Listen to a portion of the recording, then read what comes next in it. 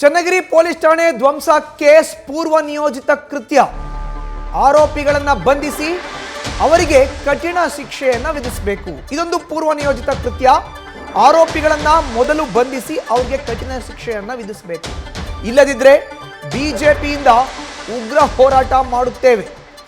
ಚನ್ನಗಿರಿಯ ಮಾಜಿ ಶಾಸಕ ಮಾಡಾಳು ವಿರೂಪಾಕ್ಷಪ್ಪ ಈ ಹೇಳಿಕೆಯನ್ನು ಕೊಟ್ಟಿದ್ದಾರೆ.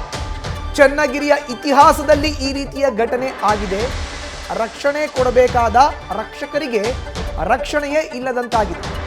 ರಾಜ್ಯದ ಕಾನೂನು ಸುವ್ಯವಸ್ಥೆ ಇವತ್ತಿನ ದಿನ ಕುಸಿದಿದೆ ಅಂತ ಮಾಜಿ ಶಾಸಕ ಮಾಡಾಳು ವಿರೂಪಾಕ್ಷಪ್ಪ ಗರಂ ಆಗಿದ್ದಾರೆ. ಇತಿಹಾಸದಲ್ಲಿ ಪೊಲೀಸ್ ಸ್ಟೇಷನ್ ಮೇಲೆ ಧ್ವಂಸ, ಸುಮಾರು 11 ಜನ ಪೊಲೀಸರಿಗೆ ಮೇಲೆ ಹಲ್ಲೆ ಆಗಿರೋದನ್ನು ನಾನು ಖಂಡಿಸ್ತೇನೆ. ಈ ಇತಿಹಾಸದಲ್ಲಿ ಇದೇ ಮೊಟ್ಟ ಮೊದಲ ಬಾರಿಗೆ ಚನ್ನಗಿರಿನಲ್ಲಿ ಈ ರೀತಿಯಾದಂಥ ಅಹಿತಕರ ಘಟನೆ ನಡೆದಿದೆ. ಈ ರಕ್ಷಣೆಯನ್ನು ಕೊಡಬೇಕಾದಂಥ ರಕ್ಷಕರಿಗೆ ರಕ್ಷಣೆ ಇಲ್ಲ ಅಂತ ಹೇಳಿದರೆ ಕಾನೂನಿನ ಸುವ್ಯವಸ್ಥೆ ಚನ್ನಗಿರಿ ತಾಲೂಕಿನಲ್ಲಿ ಯಾವ ರೀತಿ ಇದೆ ಅನ್ನೋದನ್ನು ನಾವು ಇದ್ರ ಬಗ್ಗೆ ಆಲೋಚನೆ ಮಾಡಬೇಕಾಗ್ತದೆ. ಮತ್ತು ಸರ್ಕಾರ ರಾಜ್ಯ ಮಟ್ಟದಲ್ಲೂ ಸಹ ಕಾನೂನಿನ ಸುವ್ಯವಸ್ಥೆ ಸಂಪೂರ್ಣ ಕುಸಿದಿದೆ. ಇವತ್ತು ನಮ್ಮ DYSP ಮತ್ತು ಸರ್ಕಲ್ ಇನ್ಸ್ಪೆಕ್ಟರ್ನ ಸಸ್ಪೆಂಡ್ ಮಾಡಿರ್ತಕ್ಕಂಥದ್ದು ಯಾವುದೇ ರೀತಿಯಾದಂಥ ತನಿಖೆ ಆಗಲಿದೆ ಅಥವಾ ಪೋಸ್ಟ್ ಮಾರ್ಟಮ್ ರಿಪೋರ್ಟ್ ಬಂದು ಅದು ಲಾಕಪ್ ಡೆತ್ತ ಅಥವಾ ಸಹಜ ಸಾವ ಹೊಂದುವುದರ ಮಾಹಿತಿ ಇಲ್ಲದೇನೆ ಯಾರನ್ನೋ ಮೆಚ್ಚೋದಕ್ಕೋಸ್ಕರ ಆ ಇಬ್ಬರು ಅಧಿಕಾರಿಗಳನ್ನು ಸಸ್ಪೆಂಡ್ ಮಾಡಿರೋದ್ರಿಂದ ಅಧಿಕಾರಿಗಳಲ್ಲಿ ಮತ್ತು ಪೊಲೀಸ್ ಡಿಪಾರ್ಟ್ಮೆಂಟ್ನಲ್ಲಿ ನೈತಿಕ ಸ್ಥೈರ್ಯ ಕುಸಿದಿದೆ. ಅವರಿಗೆ ಒಂದು ರೀತಿಯಲ್ಲಿ ಯಾವ ರೀತಿ ಕೆಲಸ ಮಾಡಬೇಕು ಅನ್ನುವಂಥ ಮನೋಭಾವ ಜನರಲ್ಲಿ ಬರ್ತಾ ಇದೆ.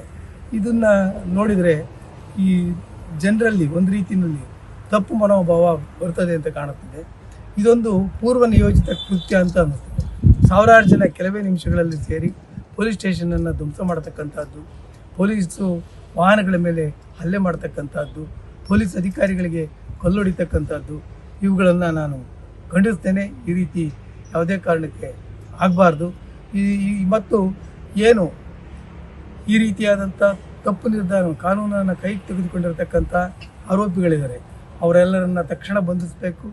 ಅವರನ್ನು ಕಾನೂನು ಪ್ರಕ್ರಿಯೆಯಡಿ ಅವರನ್ನು ತರಬೇಕು ಮತ್ತು ಅವರಿಗೆ ಸರಿಯಾದಂಥ ಶಿಕ್ಷೆ ಆಗೋ ರೀತಿಯಲ್ಲಿ ಮಾಡಬೇಕು. ಮತ್ತು ಏನು ಸರ್ಕಾರಕ್ಕೆ ನಷ್ಟ ಆಗಿದೆ, ನಷ್ಟವನ್ನು ಮಾಡಿದರೆ ಅವರ ಆಸ್ತಿಗಳನ್ನು ಮಟ್ಗೋಲು ಹಾಕೊಳ್ಳೋದ್ರ ಮೂಲಕ ಅವುಗಳನ್ನು ಸರ್ಕಾರಕ್ಕೆ ಒರೆಸ್ಕೊಳ್ತಕ್ಕಂಥ ಕೆಲಸವನ್ನು ಮಾಡಬೇಕು.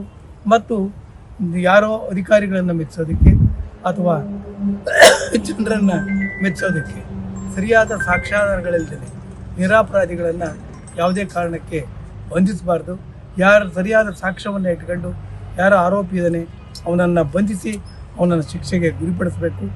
ಮತ್ತು ಚನ್ನಗಿರಿ ತಾಲೂಕಿನಲ್ಲಿ ಜನ ಮಾತಾಡ್ತಾರೆ, ಈ ಒಂದು ವರ್ಷದಿಂದ IPL, ಮಟ್ಕಾ ದಂಧೆ ಮತ್ತು ಇಸ್ಪೇಟ್ ಕೃತ್ಯ ಹಳ್ಳಿಗಳಲ್ಲಿ ಒಂದು ರೀತಿ ಅಧಿಕೃತ ಪರವಾನಗಿ ಪಡೆದ ರೀತಿಯಲ್ಲಿ ಆಡ್ತಾ ಇದ್ದಾರೆ. ಅವುಗಳನ್ನು ನಮ್ಮ ಜಿಲ್ಲಾ ರಕ್ಷಣಾಧಿಕಾರಿಗಳು ತಕ್ಷಣ ಇವುಗಳನ್ನು ನಿಲ್ಲಿಸಬೇಕು ಮತ್ತು ಯಾವುದೇ ರೀತಿಯಾದಂಥ ಈ ರೀತಿಯ ದಂಧೆಗಳು ನಡೆದಂಗೆ ಕಟ್ಟುನಿಟ್ಟಿನ ಕಾನೂನು ಕ್ರಮ ತೆಗೆದುಕೊಳ್ಬೇಕು. ಇವೆಲ್ಲವನ್ನು ಆದಷ್ಟು ಜಾಗ್ರತೆ ಮಾಡದೆ ಹೋದರೆ ಭಾರತೀಯ ಜನತಾ ಪಕ್ಷದ ವತಿಯಿಂದ ನಾವು ಉಗ್ರವಾದಂಥ ಹೋರಾಟವನ್ನು ಮಾಡ್ತೇವೆ. ನ್ಯೂಸ್ ಫಸ್ಟ್ ನಿರ್ಭೀತಿಯಿಂದ ನಿಮ್ಮ ಪರವಾಗಿ.